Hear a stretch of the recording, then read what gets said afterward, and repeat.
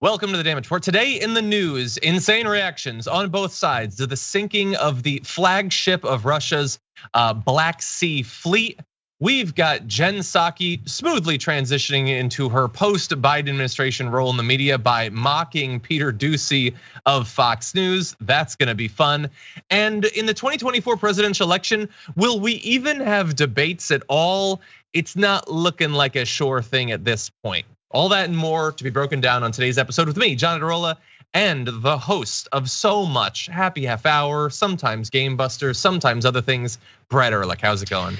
Oh my God, I'm so happy. For people behind the scenes was crazy. I joined the show Skype during the intro. I do want to take a moment to tell everybody, like, John really wants one of these. And this show's up for one of these, and only very select people have their own name on one of these. I'm one of them. It was 12 years ago, but still, those of us who are clinging to relevancy want to do so. Myself, I'm talking about myself here, by affiliating themselves with people who are wildly relevant right now, and that's John Iadarola, Marissa, and Sophie, and Skip, and everyone else who contributes to the Damage Report. A million other people that all do great work. Fewer than you'd think, just because of resources. But tyt.com/vote. Get in there, do it now, get John another toy. Exactly, thank you. And then someday I too can use it as a literal doorstop in my house, Brett. No, I will not be doing that. If we get a Webby, you're gonna see it right here. I don't know which of the toys or Funkos are gonna have to go, but we're gonna have it in the background. You can get us there by voting at tyt.com/vote every day. We've got a nice, comfortable lead. But you know what? I think we can be even more comfortable than comfortable. That is the quest of my life, and we're gonna apply it to this as well. In any event, Brett, thank you for being here. Thank you everyone for watching and listening, and we appreciate you being here. We got so much news we're gonna break down for you today. And if you're on a platform that allows for the liking of things, please do that so that people know we're live and the notifications go out. And if you wanna respond to anything we talk about with questions, comments, concerns, we'll respond to you during our breaks. With all that said, Brett Erlich, do you want to get into this thing? Desperately. Let's do it. Starting off with some fun with this. Я не хотел говорить о крейсере Москве, тем более, что были разные, так сказать. Но вы сказали, крейсер Москва – это абсолютный повод для войны, 100%. Это флагман наш. Подумать об уничтожении железнодорожных узлов. Там, конечно, вопросики, они все едут и едут, я имею в виду лидеры. Но лидеров надо предупредить, пусть дома Надо сидят. бабахнуть по Киеву, тогда они приедут. Вот что нужно сделать. Вот этого не должно быть никогда. То, что мы сейчас видим на экране.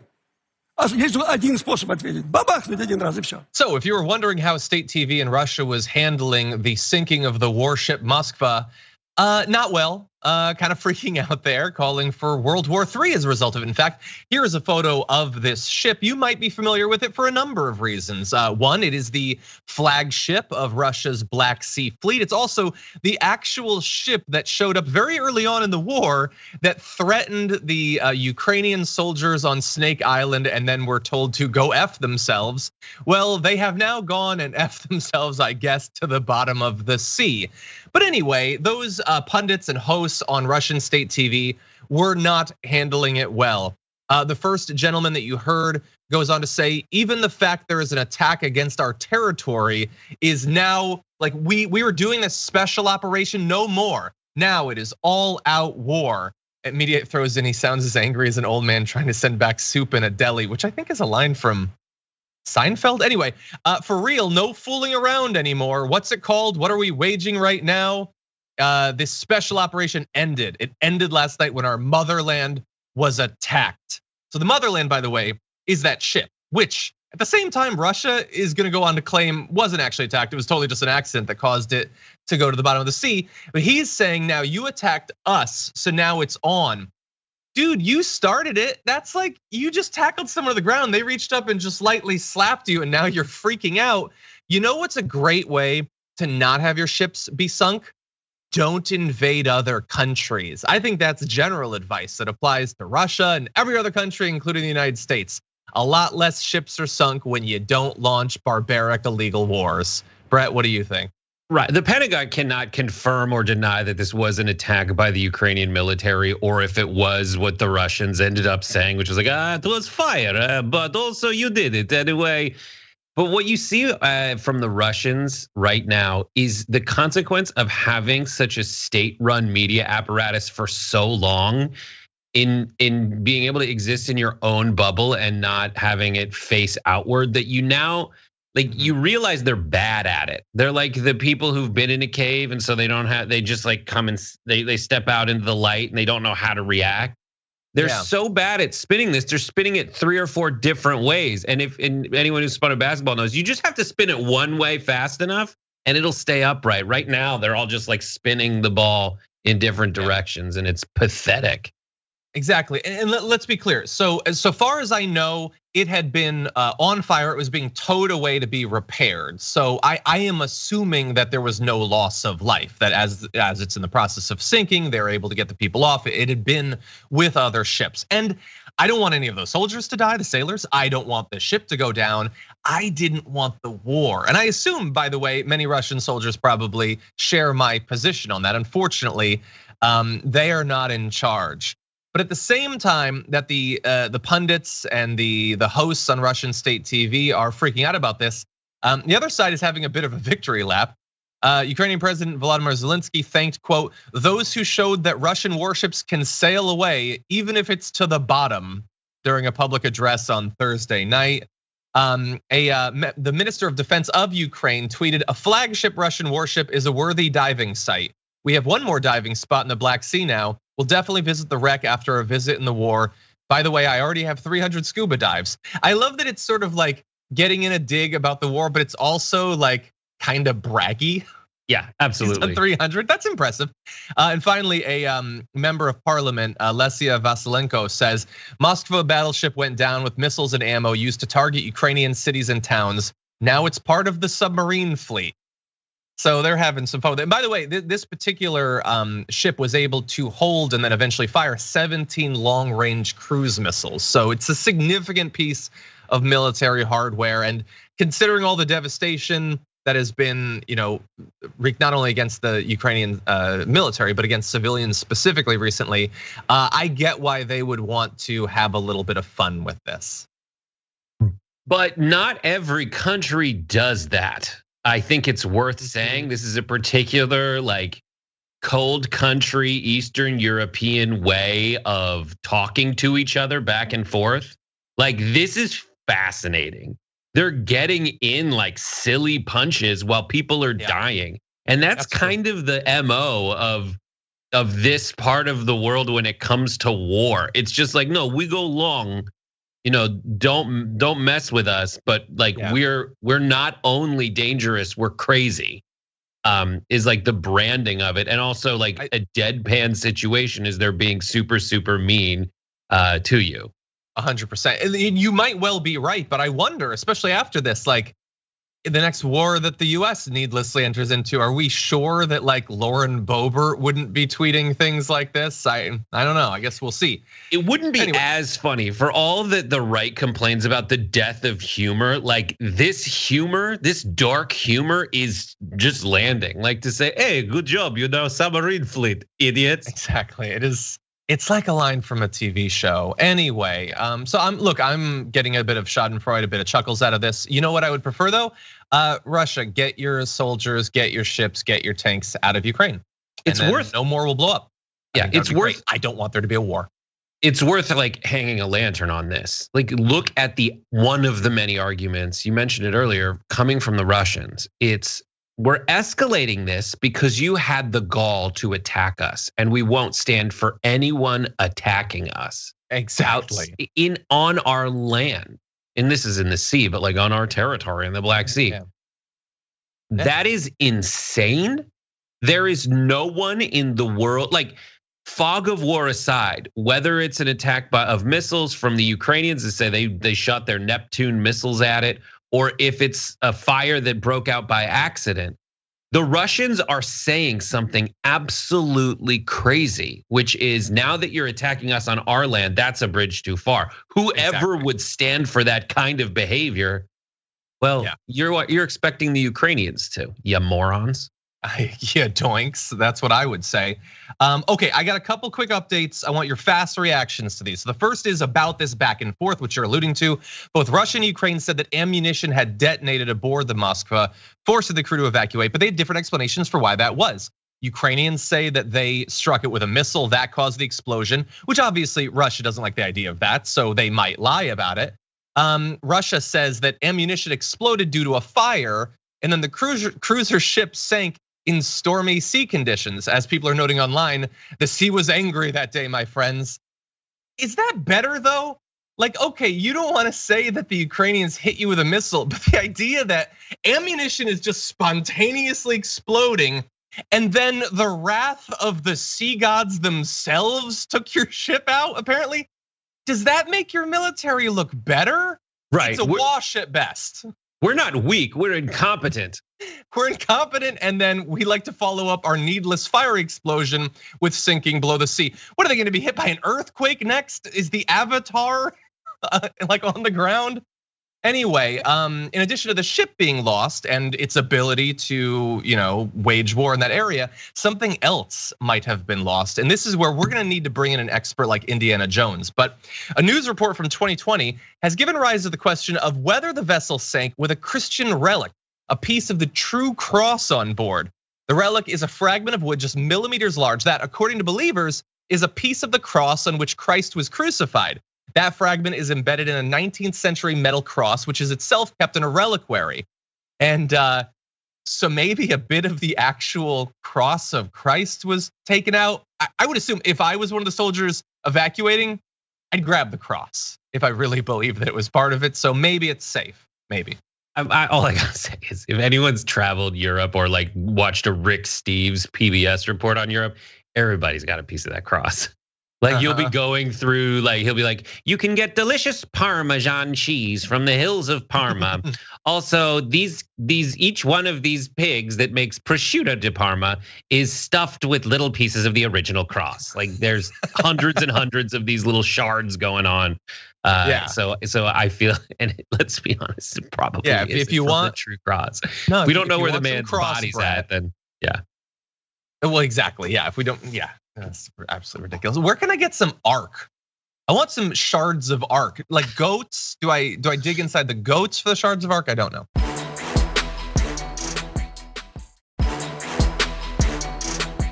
Okay, with that, we're gonna turn back to the US and give you one of the big domestic political news developments of the day. Let's jump into this.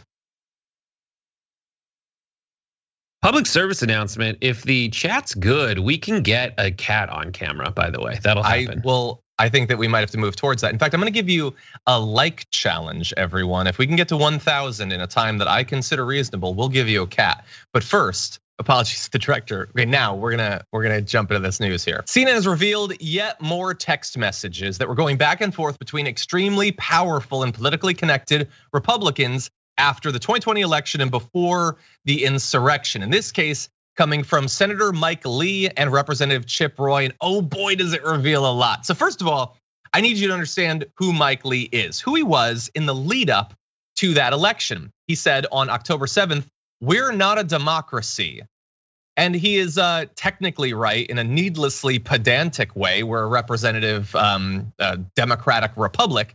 But that I think was less of a statement of fact and more of like a social media vision board situation, because he would soon transition into working to make sure that we were both technically and realistically not a democracy. On November 7th, he sent a text message to Mark Meadows saying, "I want to offer words of encouragement to the president and have reached out to Molly for that reason." That's Molly Michael, Trump's executive assistant. "This doesn't have to come down to a binary choice between an immediate concession, because he'd lost, and a destruction of the credibility of the election process. That said, he's got some plans that might lead more towards one of those than the other." So first though, let's jump to Chip Roy, who on the same day messaged Mark Meadows to say, by the way, remember, Mark Meadows is as close to Trump as anyone at this point.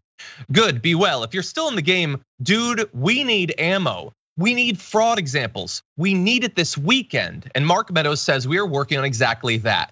And if you are a conservative or a Republican watching this, I want you to just briefly try to grapple with the idea that 4 days after the election, the closest allies to Trump are saying, you gotta find something. And Mark Meadows like, yeah, no, we're looking. We're totally trying to find something because you at that point likely were already days into believing that this was an open and shut case. They'd already proved that the election had been stolen. No, behind the scenes, in private to each other, they're saying, we're looking, man. We're trying to get you that ammo. We're gonna get you something. That's what I find most fascinating, Brett, about these.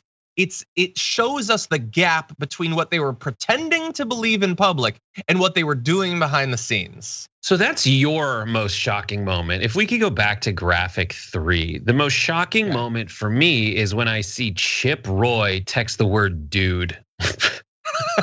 Dude, it's me, Chip, where's my ammo? Like, where's my ammo? No, that's absolutely right. They are trying to sell something in public, and it should go without saying.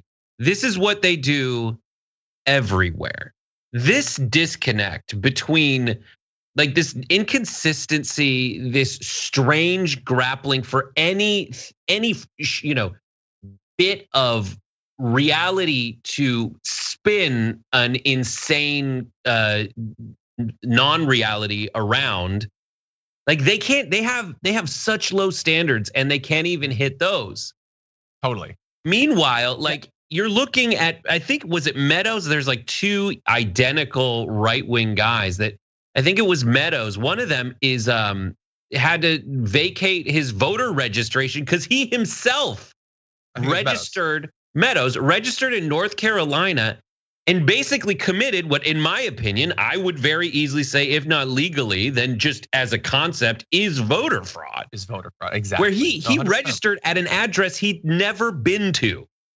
Yep. Now on Snake Mountain. Yeah, and that's like that is the reality that they are trying to get you to live in or depart from, and make you believe that the entire election was stolen when they themselves were in charge of all the states that they say it was stolen in. That's another point. Well, look, there's a thread of incompetence that flows through this. So can we have just a moment of fun? I love this, and we're gonna have more fun with the story than probably any other source. Mike Lee had sent this letter of support privately via text to Mark Meadows, listing all these different names that are down to do whatever is necessary. And Mike Lee says, we're sending this as a private communication from us to him, Trump, through you. We are not issuing it as a press release. And if it's helpful for you to leak it, feel free to do so. And Mark Meadows responds, question mark. Like he doesn't even know, like Mike Lee's like, we've got your back, and we can do it publicly, we can do it privately. And Mark Meadows is like, what? I don't, dude, we're busy. We're working 14 hours a day on this. So anyway, Mike Lee goes on to say, Sidney Powell is saying she needs to get in to see the president, but she's being kept away from him. Apparently she has a strategy to keep things alive and put several states back in play. Oh, that's so revelatory. Like they know exactly what they're doing. They know that they lost these states, but she's got this plot. And if we only follow her, then a couple of these states might be back in play. And look, he just keeps pressing. You gotta talk to Sidney Powell. Now he eventually let's see, I think it's like 11 days later, Sidney Powell joins the effort, does the press conference. It's insane. She says a bunch of crazy stuff about Dominion and all those different companies involved in the election. Then Mike Lee messages, I'm worried about the Powell press conference. The potential defamation liability for the president is significant here, for the campaign and for the president personally. Unless Powell can back up everything she said, which I kind of doubt she can. And Mark Meadows says, I agree, very concerned. I would be. I love the defamation factor. Like, think of all the embarrassing things Trump has already done to defame himself. And they're afraid that something's gonna make it worse. And the truth is, all the people who had the potential to be even moderately credible looked at all the evidence or lack of evidence. Were like, I'm not gonna make stuff up. I have some self-respect. And a shocker here, and this is the theme that I want to take out of it, is these folks on the right, they don't love America like they said they do. Like the thing about America is that we have free and fair elections, and we accept the results of them when they play out according to the rules that we set out in the Constitution. And they did, and courts said that they did. And it's important that we acknowledge reality at all. And that's what's so terrifying is look at how thin the threads are that are keeping the fabric of America together. Yeah, exactly. Let me demonstrate those thin threads on, for instance, like a grasp on reality and everything. So Mike Lee is a senator. Okay, he's a senator. He's a joke, but at the same time, also still a senator. He gets to vote on all this stuff. He was messaging Meadows like, did you see that last episode of Mark Levin's show? You got to watch that, man. No, like they are. I'm not saying they're true believers about everything. I often believe they're quite cynical and don't believe the things that they're saying.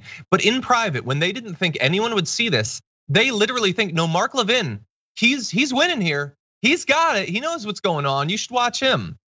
Anyway, at some point, and again, to demonstrate the gap between what they were telling you conservatives and what they really believed, Mike Lee, again, senator, messages Mark Meadows. I don't think the president is grasping the distinction, but between what we can do and what he would like us to do. Nor do I think he's grasping the distinction between what certain members are saying that sound like they could help him, but would really hurt him. He's got a very real opportunity for a win in 2024.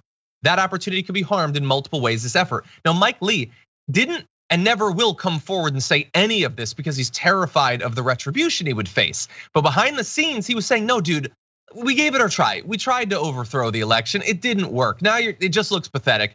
We can't actually do the things that he's saying we should do. He also, Meadows responds that Trump thinks the VP can reject the ballots. So apparently, I guess he was actually a true believer. He really believes behind closed doors that the VP could just decide who wins and who doesn't win the election, Brett. It's just, they are in some ways as crazy as they would have us believe that they are. And then also they're sticking with it after this. I love seeing these behind the scenes glimpses because when they're talking to each other, they're like, this is gonna make it a lot harder for Trump to win, and implying in 2024 and implying that like they're being pushed too far, potentially to a point of no return where they're not gonna return and help the guy, where they're gonna switch to the other side. But as always happens on the right, no matter what, like they will tell you on Tuesday or on January 6th, 7th, 8th, 9th, 10th, that something is indefensible, right? They'll say it's indefensible, all these things that Trump is gonna have you believe. And then February 1st, 2nd, 3rd, they're defending it. They're defending. They're defending. It was defensible. and it's still indefensible. But what you'll see with this, and later when we talk about the debate scene, they have more and more confidence, as much as they're complaining about left-wing media controlling everything. They have so much more confidence now in their right-wing media bubble that they'll still fight the fight. And they know that they can just get enough people to fill out the like crazy culture war part of their party to expand that tent, because they're never gonna lose the people that know that Republicans will give tax cuts to the rich. They just need another sideshow to get people in their big, ridiculous circus tent. Yeah, 100%. I'm gonna close with this last graphic. January 6th comes, Chip Roy messages Mark Meadows, this is an S show. Fix this now. And Mark Meadows says, we are. They were not. They, in fact, very much were not fixing it. Anyway, with that said, we're gonna go to our first break. We got a lot to get to, including some fun. Jen Psaki asked about Peter Doocy, what she thinks about him. That's gonna be a hoot. We'll be right back.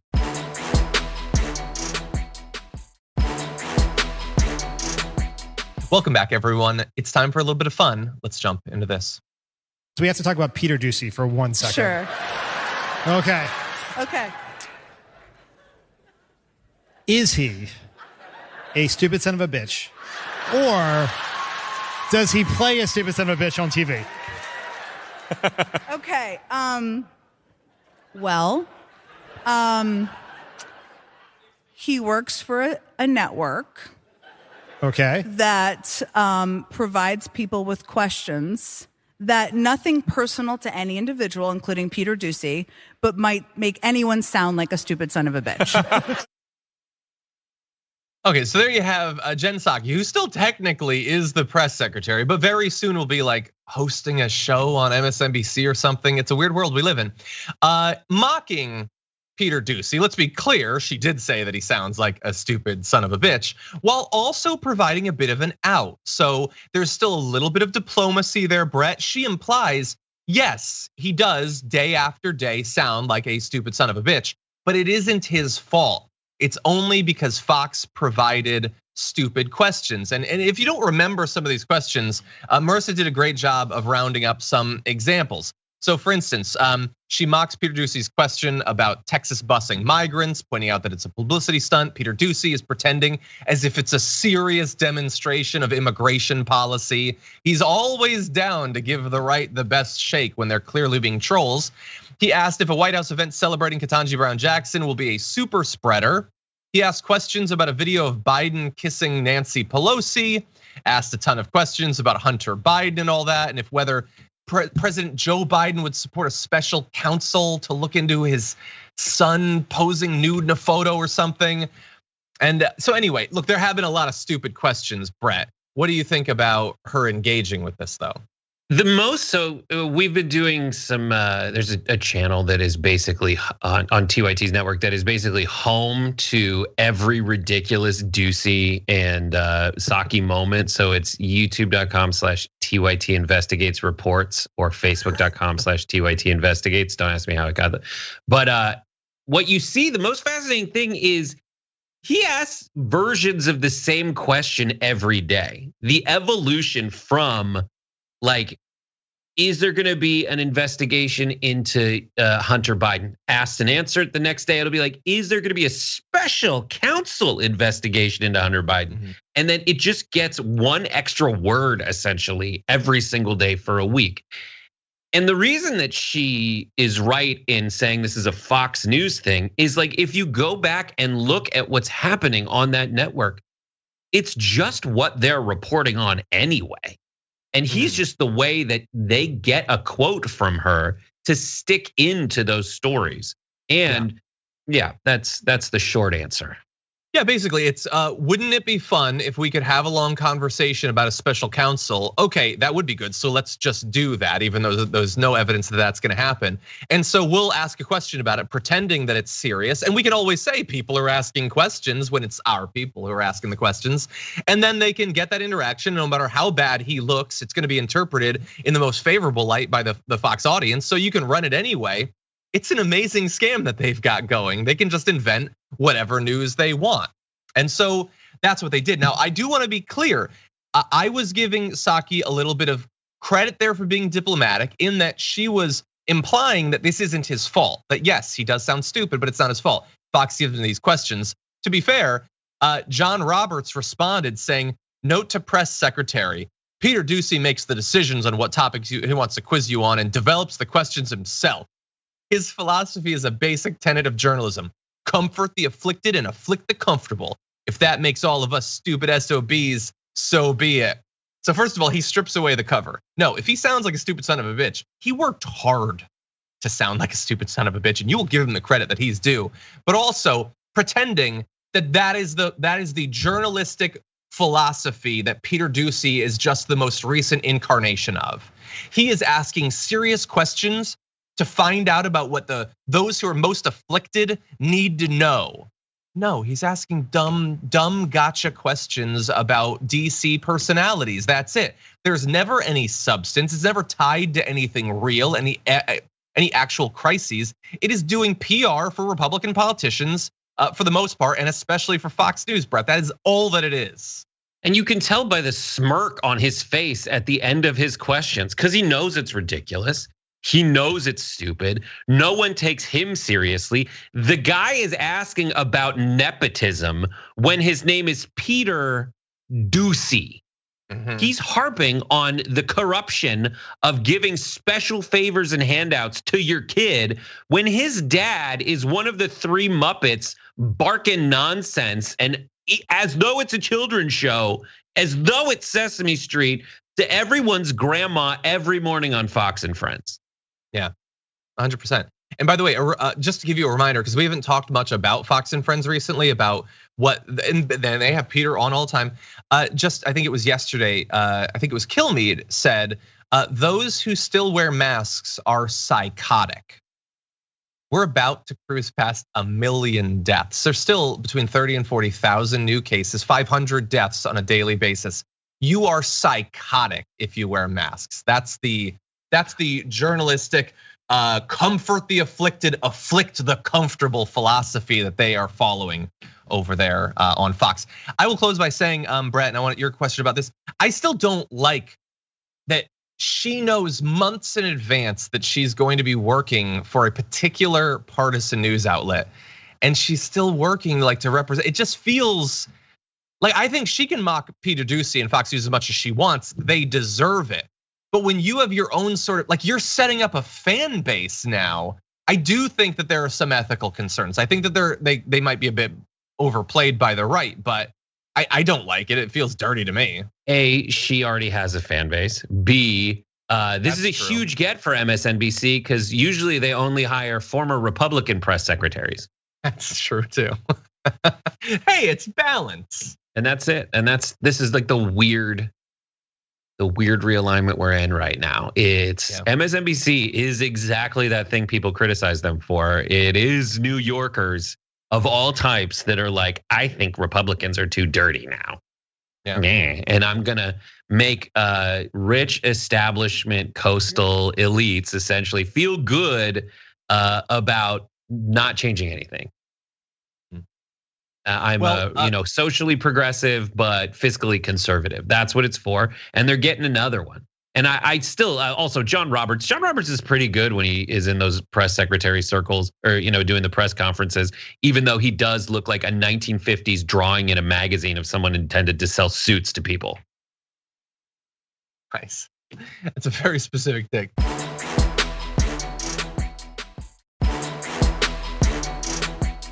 Anyway, we got to get into another topic. The hours racing by. We had said yesterday on the show that the process of choosing which states are going to be voting first in the Democratic primary in the next presidential election is it's in a bit of an earthquake situation right now. We don't know how it's going to shake out. That's a big change. Well, we've got another big change coming, but first this.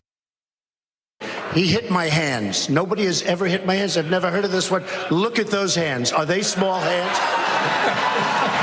And he referred to my hands. If they're small, something else must be small. I guarantee you there's no problem. I guarantee it. Yeah, I think we can all agree that debate is an important tradition in the United States. It sheds light and truth on the candidates and what they truly believe. It forces them to take positions and then stick to them once they get elected. It's a good thing we have debates, or at least had debates, because maybe we won't be having these presidential debates anymore. The RNC just voted yesterday unanimously to withdraw its participation from the Commission on Presidential Debates. Now, that doesn't mean we won't have debates, but that's the commission that's produced the ones that we've had for literally decades. They do have some specific concerns though, and they might not be 100% wrong. We're gonna dive into some of the issues they had. First of all, Ronna McDaniel, RNC chairwoman, had this to say: the commission is biased and has refused to enact simple and common sense reforms to help ensure fair debates, including hosting debates before voting begins and selecting moderators who have never worked for candidates on the debate stage. By the way, the commission has been hosting every presidential election debates since 1988. So this has been for quite a while. And it's not surprising though, because Donald Trump whined about the debate process constantly in the past elections. He refused to participate in some for a variety of different reasons, unless they paid him. He didn't like that some were being held virtually because of coronavirus and all that. He's a big whiner, and so because of that, they all have to be. But Brett, I'm curious, do you think that's it, or do you think they're gonna find some sort of other way to make these happen? This feels like right before the baseball season when there's like a lockout and they haven't hit their, oh my God, we might not have a preseason. That's what it feels like. This is a negotiation. There's been some crazy stuff that's happened with the debate group. And they do have some like very real good criticisms of it. I think, though, what the Republicans have a problem with is that they're boring and that they're actual debates. And whenever they're forced to be debates about the ideas, which is what they should be, Trump isn't able to shine in the stupid way that he always shines, the WWE way of shining.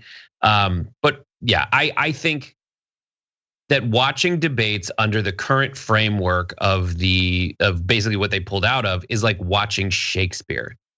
Like you think you, for the most part, know what they're talking about unless you're an expert, and you want to have an expert nearby to explain to you what just happened. But occasionally there'll be like some big, broad slapstick moment where everybody's like, yeah, I got that. Yes, sir, you are no Jack Kennedy. Oops. Yeah. Like there's little moments. And so that is not in step with the thing that, because in the primary season, the parties run it. And so you get your ridiculous moments that you want, the specific moment that you want.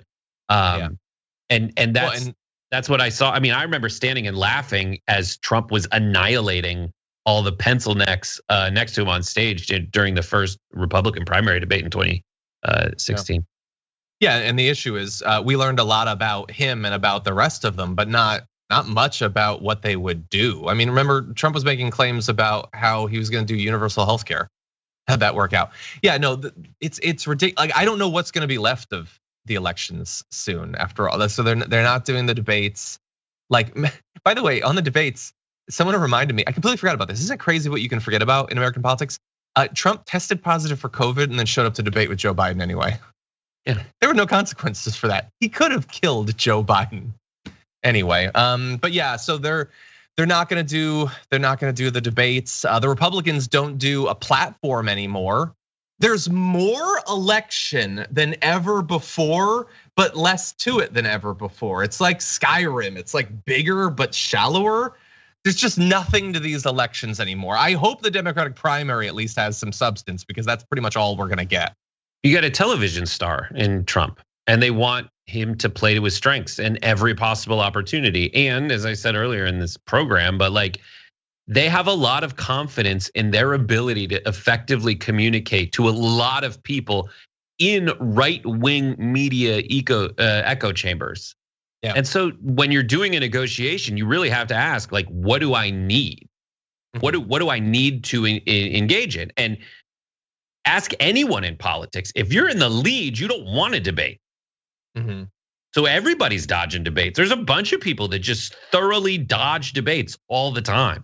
And if an entire party can get away with dodging a debate and still win, why wouldn't they? That's politics. Yeah, and practically, it's not the biggest show of confidence. Let's just note that. Anyway, with that said, we're gonna take our second break. We come back, yet another Republican candidate has been alleged to have committed multiple acts of sexual assault. We're gonna be breaking all of those details down after this.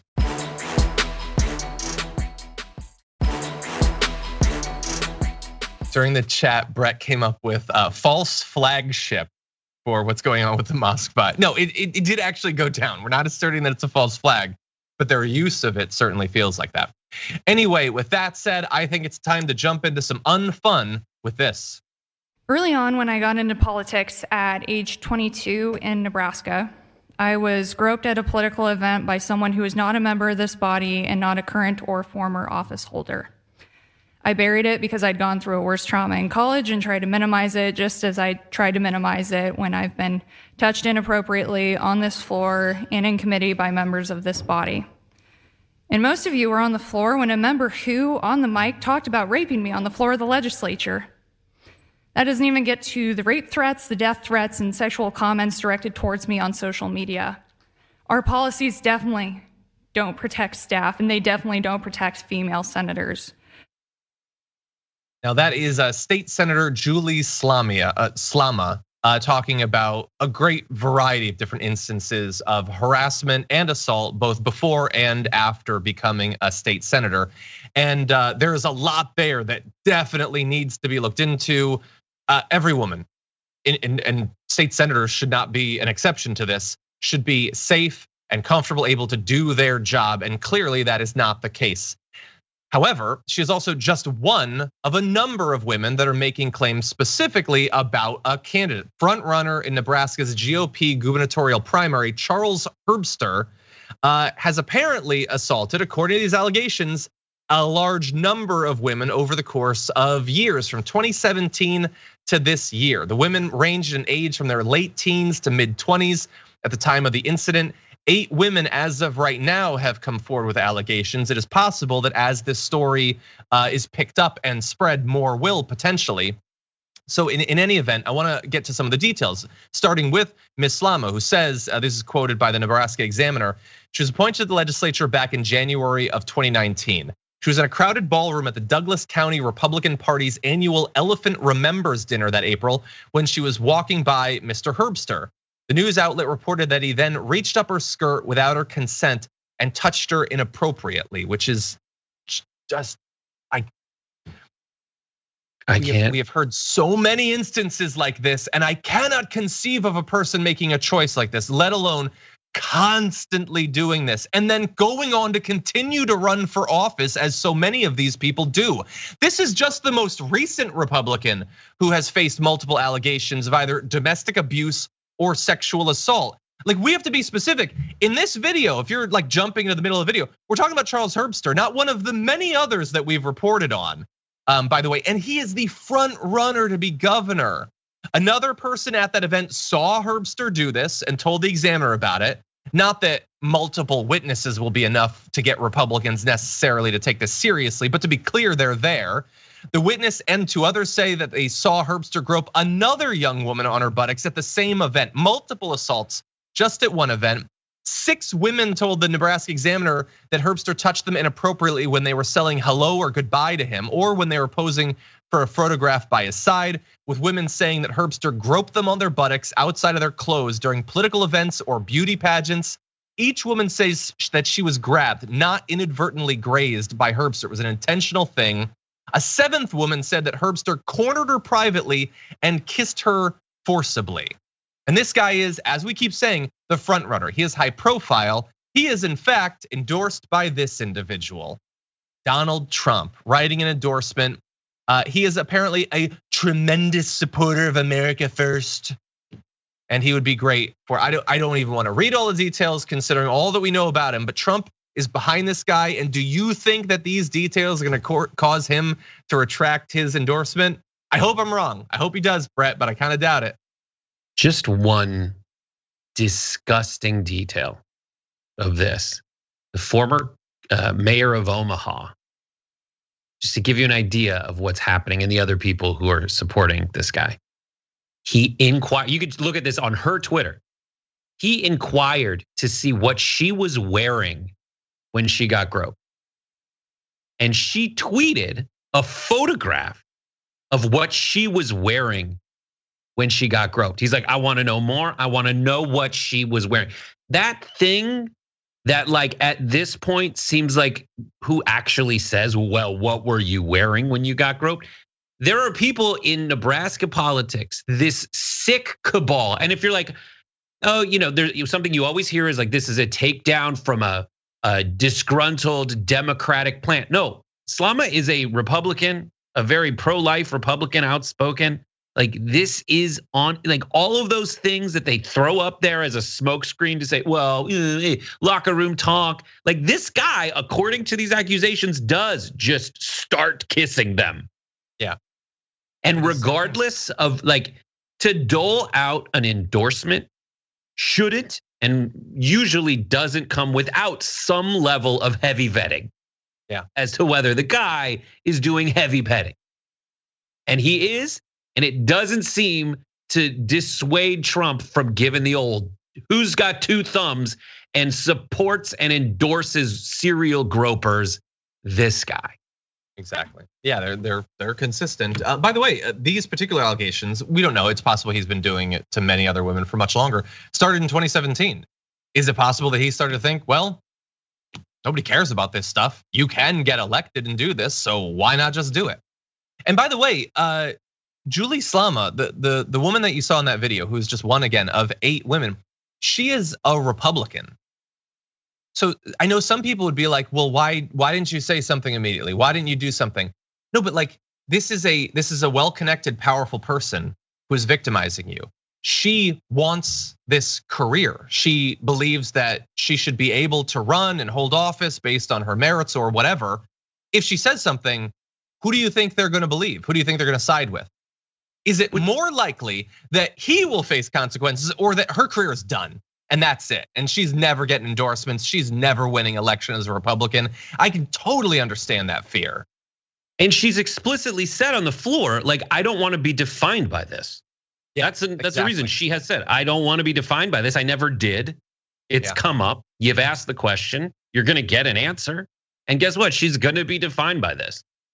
And that's one of the many things we've mentioned that's not fair to her and illegal. Exactly. Okay, you know what? Really fast, one more thing. Charles Herbster, like, to my theory that he might be like taking lessons from Trump. He says this: they did it with Brett Kavanaugh. They certainly did it with Donald J. Trump, and now they're trying to do it with Charles Herbster. That was not his spokesperson. That was him talking about himself in the first person. So the idea that he might pattern himself after Trump, I think there's something to it.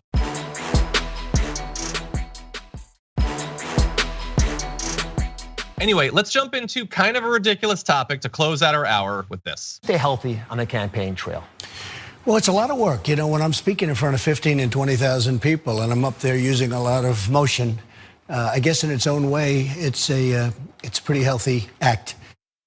So that's Donald Trump talking about how when he does his YMCA dance or whatever, he's getting some exercise. But the thing is, while we wanted to play that for you, partially to remind you that Trump is now endorsing that guy to be the next Republican senator from Pennsylvania, which is ridiculous. The topic of health is something that he himself has been raising several times recently, and I wonder if it might be revealing something. He said in an interview recently with the Washington Post, "You always have to talk about health. You look like you're in good health, but tomorrow you get a letter from a doctor saying, 'Come see me again.' That's not good when they use the word again." And he was asked last year if he would run again and said, "Well, one reason could be your health. You get a call from the doctor and that's the end of that. That stuff happens. You hope it doesn't. I just had a medical, just had great result. You never know. There are many things that can happen. Politics is a crazy world. It's a big commitment of you, your children, your wife, and your family." And in fact, in his endorsement of Dr. Oz, which I referenced, he brought up his own health too. Now he's pretending that he's in good health, but he has multiple times now referenced doctors giving you bad news and how that might affect your willingness to run again or your ability to run again. I personally think that Trump is far less strategic than just stream of consciousness. Is it possible, Brett, that he has been having some difficult conversations about his health? He's like 76 years old and he hasn't been in good health for decades, seemingly. I don't know. We need to find the sacred amulet that his soul is stuck in to see if it's melting or something like that. Like we all know this. Destroy that Horcrux. Only the good die young. You know what I mean? It's what it is. It's just, I mean, that's what I've resigned myself to. Is when he goes and has those little, heart diagnoses and goes and does the EKG or whatever the hell. I'm certain he's one of those people where the doctors look at him and be like, how is this guy still up and running? But his heart's still working against all odds. And regardless of what the case is, I am not going to take any appraisal of Trump's health seriously if it's remotely connected to Dr. Oz or any TV doctor who's on there to huck BS merchandise. Exactly.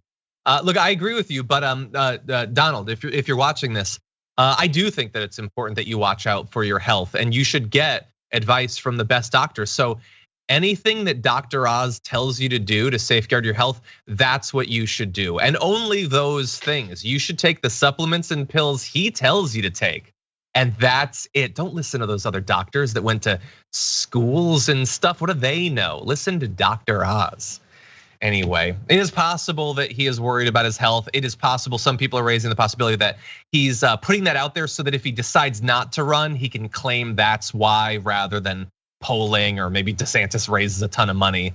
I don't know. Anyway, just something to think about as we get closer to that primary. He's gonna figuratively run, even though there's no way he can physically run. He's not gonna run, he's just gonna do his dance like this. Anyway, if you're listening on the podcast, I want to thank you so much for being here. Really do appreciate you. By the way, if you are on the podcast, consider rating and reviewing our podcast on Apple Podcasts. That's very helpful for discoverability. Now, if you are watching on the Members app or YouTube or Twitch, don't go anywhere because we've got a lot to get to, including Charlie Kirk's insane conflation of the trans community and inflation, as well as the throwing away of the garbage people of the day. So we're gonna take a quick couple minute break, but hold on to your butts because we'll be back in just a few.